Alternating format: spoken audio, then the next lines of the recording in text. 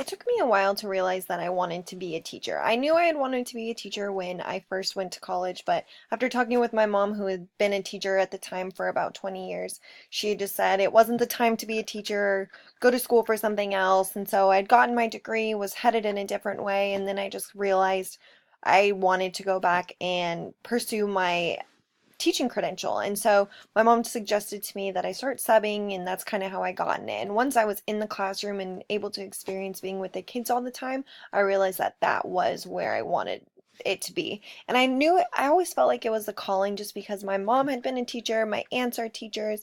I have an aunt who was a superintendent for a long time, and I literally grew up in the classroom.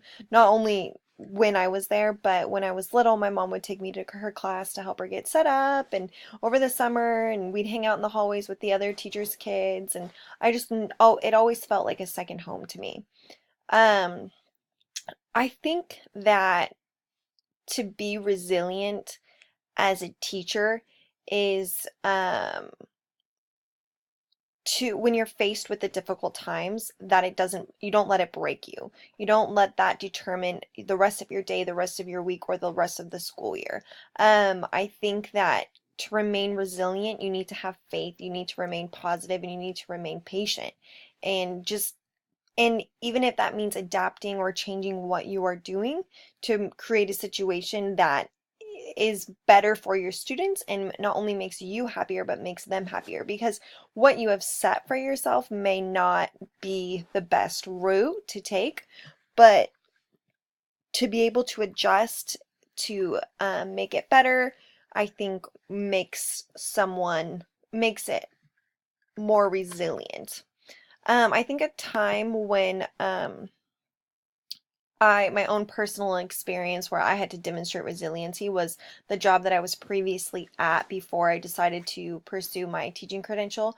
I was actually working at a law firm. I had been there for about 7 years, and it became a place where I didn't enjoy being. It was a drag to get to work every day. It started slowly, it became worse and worse and worse, and I kept pushing through, kept making it work because at the time I really enjoyed the people I worked for, and so the stinky part of the job made up for the awesome people that I was working for. And after time, those people left, and I realized I was just there because it was easy, I was comfortable in it, and I just kept pushing through and making the best of what I could until finally I just realized there was no more.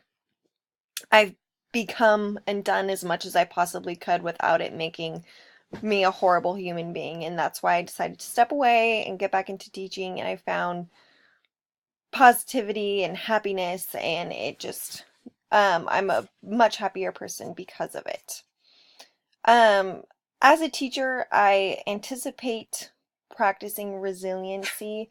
As I said, just not letting the hard times defeat me. I know the first couple years they've said are difficult, and I think that says a lot about a teacher is how they come out of those first couple years, whether they've decided I can't do this anymore or this is how I need to run my classroom in order for it to work. And I also want to just demonstrate to my kids that just because it's hard and it's not as easy as you want it to be, that it doesn't mean you just give up.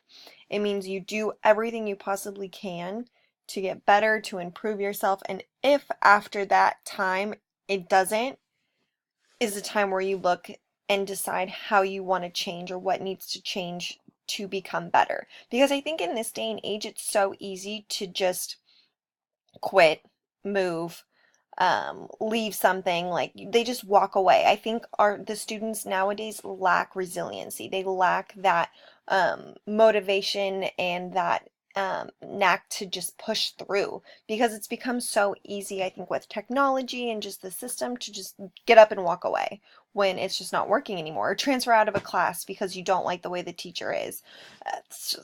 Stuff like that, I think I want to show my kids, like, you're gonna have to earn it. Nothing is going to be given to you. You're going to need to push through it, do what you got to do to survive and come out on top. What did you learn from this experience? Because if you can make it through the classroom and you can push through that, when you leave you are going to be able to you're going to be able to become just a better person. You're going to be prepared for life after high school, because we do so much where we prepare ourselves in school. We get on this set schedule where we know exactly what it is for so long that when we're done, we kind of are left with this what now. And I want to prepare my students for that what now. Like, okay, I've graduated, I'm in college, or I'm not in college, I'm pursuing this career path. So what can I do to be better, to make this happen, to make this work for me?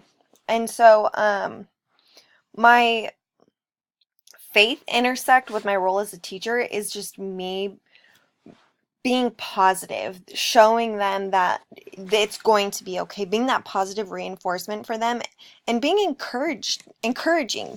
I know before it was everyone needs to go to college, no child left behind, everyone needs to go to college, but I want to let my students know that they don't have to go to college. There are so many other options for them, and that they shouldn't feel defeated if they can't make it into a 4-year college right away. They shouldn't feel dumb or in any way incapable of it. There's so many different options and places for them to go, and they should be aware of this, and they shouldn't feel that they're not no better than anyone else because they can't make it. And I think that comes in as resiliency too. Like, you may not be able to afford going to a 4-year college right out of high school. You may have to go to a community college or work for a couple years, and that's okay. That, to me, you're building your resiliency. You're taking that path of becoming a stronger person. And so my faith for my students is just supporting them and being the constant person in their life, to let them know that it's all going to work out in the end.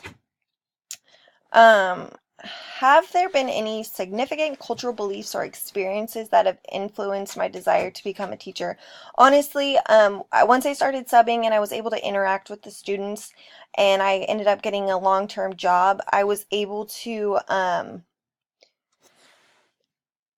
just realize that this was where I was supposed to be. The happiness I got from, at the end of the day and end of the week, after interacting with the kids and seeing them fall in love with stories the way I have. And I know it's not always going to be like that. I know not every kid is going to love everything that I do or teach or read or whatever, because 9 times out of 10 the kids hate reading.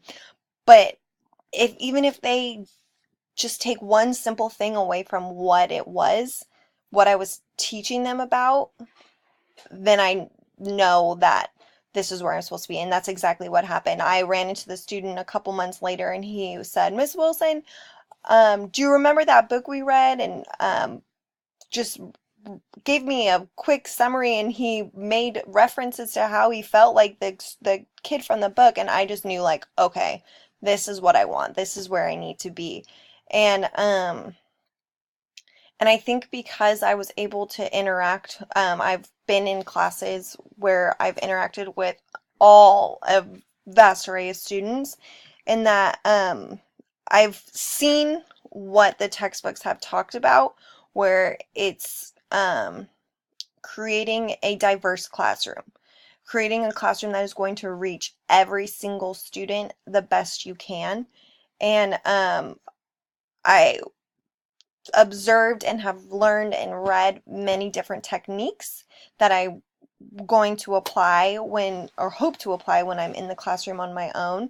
And I think that is going to hopefully impact the social injustice that's going on in the school system today, is coming in with a fresh mind, a fresh point of view, and hoping to influence others with different ways that we can reach every student in the classroom. Um,